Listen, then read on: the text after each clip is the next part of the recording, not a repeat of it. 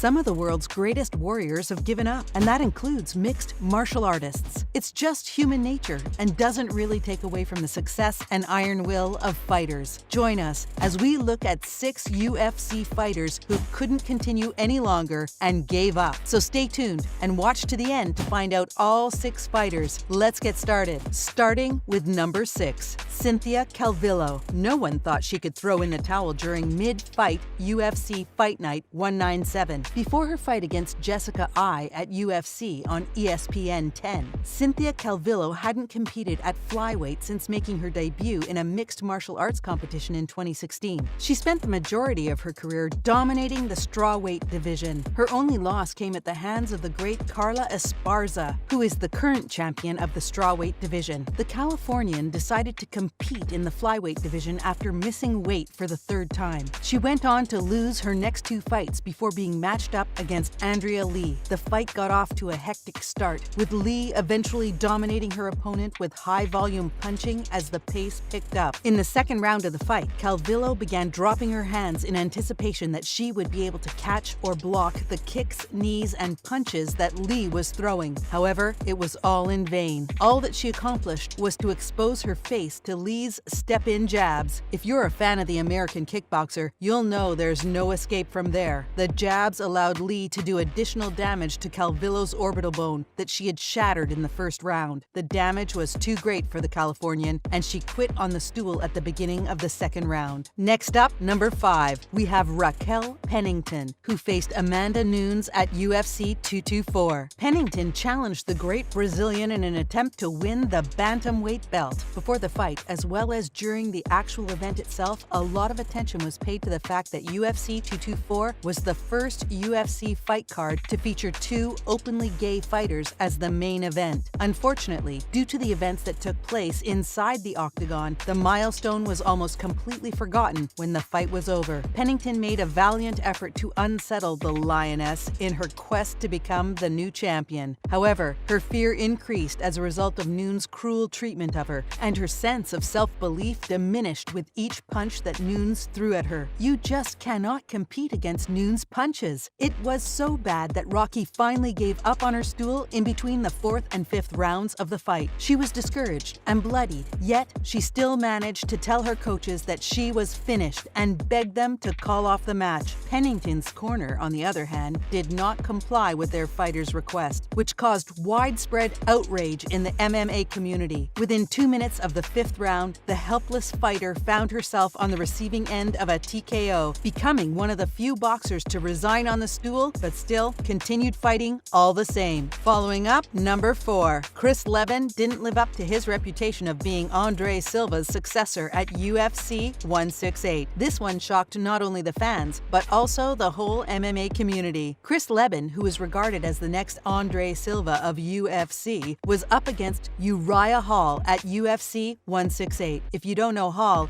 he's a flashy and explosive fighter who many people at the time believed possessed the abilities necessary to one day claim UFC gold. Chris Leben, on the other hand, was in the midst of a 3-fight losing streak. He was looking to end the longest losing streak of his professional career. Despite this, it was clear that he was not on the same level as Uriah Hall when they engaged in combat. Hall was the better fighter throughout the final. He was too quick for the crippler. That almost seemed unfair to put them in a ring together. As Leben lunged forward, Hall made a sharp turn away from the center line at an angle that brought him into position on his opponent's unguarded side. From that point on, Primetime smashed his opponent with a counter right straight, putting him out of commission just before the buzzer. Although Leben had built a reputation for toughness throughout the course of his career, he remained seated throughout the 2nd round. What's crazy is he informed his trainers that he was finished competing in the sport while the bout was still on. However, it wouldn't be the first time someone did this. Moving on, number 3. One of the more recent instances of a fighter giving up took place at UFC on ESPN 11. At the time, Max Rovskov was a champion boxer who had never been defeated, holding a perfect record of 5 victories and no defeats. The UFC had him set for a bout against Austin Hubbard, who previously held the title of champion in a number of MMA organizations, including CAMA, the SCL, and the LFA. Worse even, Rovskov had accepted the bout with only 10 days to prepare, which left him as unprepared prepared as he possibly could have been for his first fight in the UFC. For context, fights are announced months before the actual day of battle. As the fight started, it became abundantly clear that the young lightweight contender was both overmatched and underprepared. At the end of the second round, it was evident to anybody paying attention that Rovskov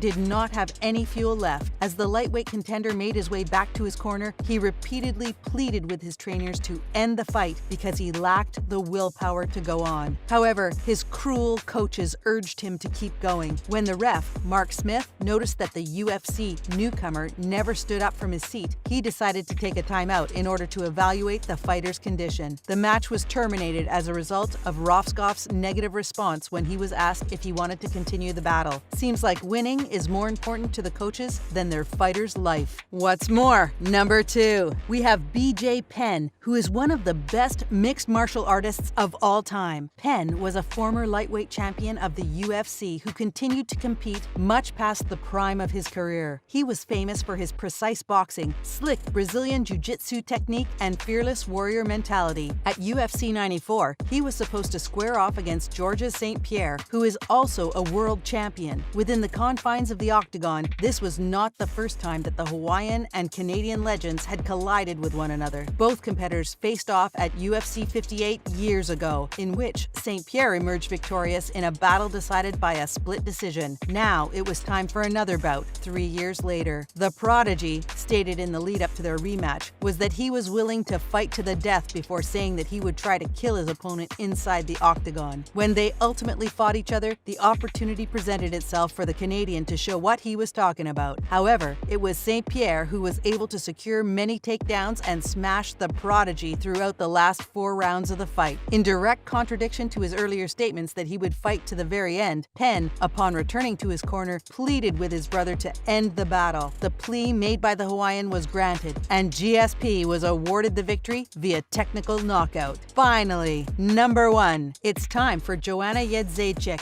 who actually retired from the sport after a loss. Joanna Jędrzejczyk didn't enter UFC 275 with the intention of retiring, but after losing to Zhang Weili via knockout in the second round, she made up her decision to do so. She launched herself into the battle with a barrage of leg kicks that struck Zhang hard right away. The Chinese fighter started hitting Jędrzejczyk hard against the cage before taking her to the ground in an attempt to neutralize the attacks. She then continued to demonstrate her strength by forcing Jędrzejczyk around the cage throughout the subsequent grappling matches. Zhang was tagged by the Polish when they were working at a distance, but the former continued to display power in all facets of her game. Just as the fight was getting more interesting, with fighters getting more engaged, Zhang spun and fired a spinning back fist that cracked the Polish fighter and sent her tumbling to the ground. At 2:28 into the second round, the fight was promptly declared over by the ref. After the defeat, Jędrzejczyk remained in the octagon and took off her gloves to declare that UFC 275 would be the last bout of her illustrious career. She also praised her opponent for a job well done as she recalled the seconds immediately following the fight-ending punch. Zhang really shot Jędrzejczyk to retirement. Which one of these fighters do you think shouldn't have quit mid-fight? Let us know in the comments. And if you enjoyed the video, don't forget to like it and subscribe to our channel. Thanks for watching. See you in the next one.